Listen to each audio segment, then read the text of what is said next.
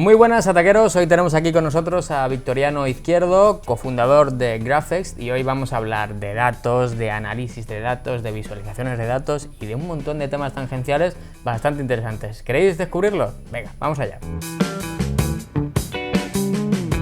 Bueno, pues yo creo que lo suyo es que te presentes un poco, que nos des un poco de background. ¿Quién es Victoriano Izquierdo? Aunque es una pregunta un poco más filosófica, ¿no? ¿Qué estudiaste? ¿Cuánto tiempo llevas haciendo proyectos por tu cuenta? ¿Y cómo surgió Graphex? Pues soy informático. Empecé cuando acabé la carrera, hace 4 años o así, con mi socio Miguel. Los dos somos informáticos de Granada y que venimos haciendo cosas desde pequeños, trasteando con ordenadores. Y bueno, esto surgió después de mi proyecto fin de carrera, empezó desde ahí. Vale, para que la gente que no conoce Graphex, porque no es como un iPhone o como Facebook o como Twitter, cuéntanos lo más resumidamente que puedas, ¿qué es Graphex?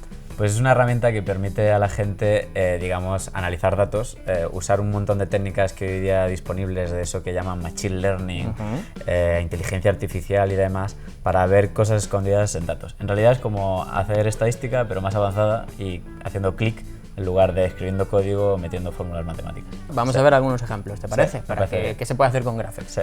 El que más te guste. Sí. Bueno, hay un montón. Este que tenemos ahora mismo son gente que ha contestado una encuesta, como la del CIS. Entonces, cada puntito que veis ahí es un español, hay 20.000. Entonces, lo que hace nuestra aplicación es tener en cuenta todas las preguntas, ¿no? Y son muchas, son más de 45, ¿vale? Le preguntan cosas desde la edad a qué opinan de que las políticas de austeridad son necesarias para superar la crisis, ¿no? Entonces, por ejemplo, esa pregunta se codifica de si dices un 5 si estás muy de acuerdo con eso, un 1 si estás muy en contra, ¿no? En la mitad.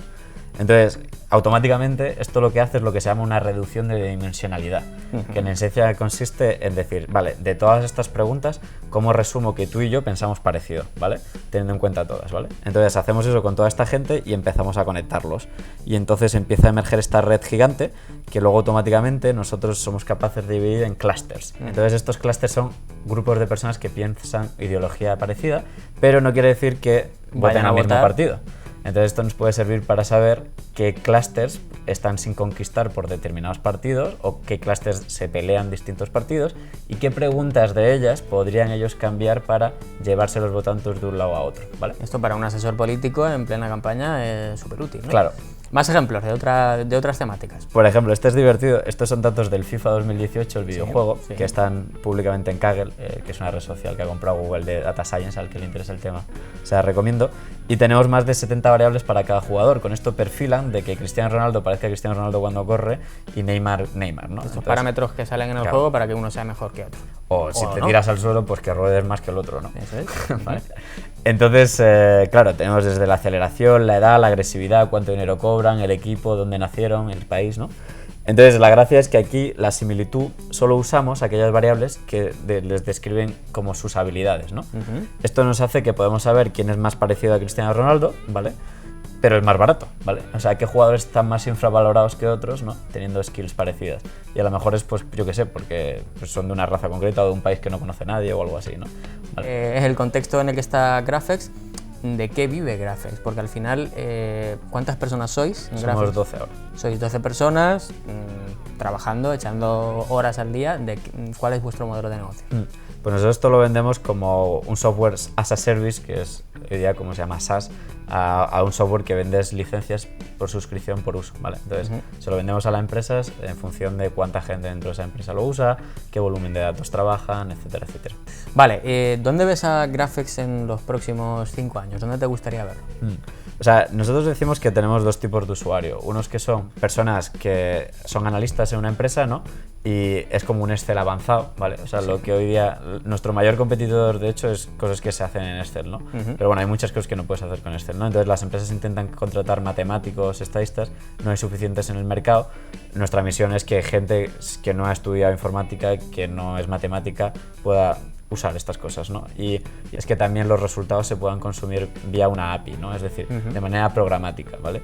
Que las empresas puedan, un analista pueda hacer aquí algo y un desarrollador interno de la empresa ese output, ¿no? Esa salida de datos la pueda integrar en el sistema para hacer otra cosa, ¿no? Vale, y te pregunto por Cambridge Analytica, claro, porque al final la gente se está quedando con que, bueno, que Facebook está recopilando un montón de datos nuestros, ¿dónde están estos datos? ¿Realmente somos conscientes nosotros como usuarios de Twitter, de Instagram, tramo de redes sociales, incluso de consumidores de medios de comunicación como Sataka, ¿somos conscientes de la huella o del rastro de microdatos que estamos dejando y de lo que se puede hacer con ellos? Probablemente yo creo personalmente que no ha tenido tanto impacto en la campaña como pueda parecer desde fuera, porque parece que el tipo de datos que tenían no era tan rico como tal, y luego la accionabilidad de los mismos tampoco parecía que pudiera hacerse tanto como se ha vendido desde los medios que han movido la noticia, ¿no? Sin duda yo creo que es un tiempo nuevo súper importante de que haya un debate social de las empresas, los consumidores y demás, y bueno, cosas como el GDPR nuevo europeo van un poco en esa línea, ¿no? De que los usuarios sin duda seamos los dueños de nuestros datos, y cualquier empresa, o sea, esté obligada a que si un usuario quiere que sus datos no estén ahí y se borren, se puede hacer de la manera más fácil posible. Hoy día el análisis de datos depende mucho de que la gente tenga buenas hipótesis y luego usa los datos para comprobarlas o no, pero seguimos dependiendo de la intuición humana muchísimo y del sesgo que tenemos, ¿no? Con los sesgos cognitivos, la psicología y todo lo que ello conlleva. Mientras que nosotros hacia donde vamos más es a, bueno, tú dame tus datos, ¿no? Y yo sé más o menos qué tipo de problemas tienen las empresas, y entonces aplico una serie de algoritmos, heurísticas y demás para de manera proactiva darte alertas y enseñarte un poco de qué te debes estar preocupando. Y tú me darás algo de feedback que me ayudará también a saber el contexto de lo que a ti te interesa y por tanto sugerirte cosas. ¿Cuál es el principal reto al que os estáis enfrentando ahora mismo en Graphex? Sea tecnológico, o sea empresarial, o sea, ¿cuál es, digamos, ese, no bache, sino esa piedra que tenéis que superar ahora mismo, o ese obstáculo al que os estáis encontrando ahora mismo? Pues aunque parezca mentira, es la falta de datos. O sea, en realidad parece que es el mundo del Big Data y que hay datos por todos lados y nos sobran, pero la realidad es que la mayoría de empresas todavía, incluso empresas muy importantes de IBEX 35, no tienen ni recolectan un montón de datos importantes, o si los tienen los hacen en formatos inusables, no saben dónde están, la información está dividida en silos y demás. Entonces, el principal reto es la calidad del dato y, bueno, y también cierta cantidad, pero sobre todo la calidad. O sea, la falta de datos de calidad, ¿vale? Y a lo mejor una empresa no se ha dado cuenta de por qué tengo que digitalizar o por qué tengo que hacer estos datos, ¿no? ¿Cómo puede mejorar Graphex, por ejemplo, eficiencia de una compañía o que tenga impacto de alguna manera en esa empresa? Por ejemplo, algún caso práctico que nos puedas comentar, sin poner nombres y apellidos, lógicamente, ¿no? Pero que me digas, pues mira, desde que esta empresa usó Graphex o desde que este cliente usó Graphex, consiguieron mejorar sus resultados en, yo qué sé, 15%. Lo que nosotros vemos más, ¿no? Es, bueno, una de las cosas en las que funcionan bien y casos son de optimización muy a menudo de qué factores hace pues que sean más lentos en resolver tales problemas a tus clientes, ¿no? Donde hay un montón de factores y donde tienes un montón de empleados que hacen las cosas de manera distinta, ¿no? Claro. Entonces, aprender de las buenas prácticas de los buenos empleados para transmitirlas al resto es un caso típico que vemos que funciona muy bien. Imagínate que yo soy una empresa que te presento un proyecto súper chulo, que os encaja así a primera vista y creéis que puede ser bonito o que os veis tangible colaborar, pero que al final esos datos que han sacado de Graphex, o esas conclusiones a las que han llegado gracias a Graphex, se han utilizado en un conflicto militar. Ya a posteriori, es decir, que os habéis enterado después y demás.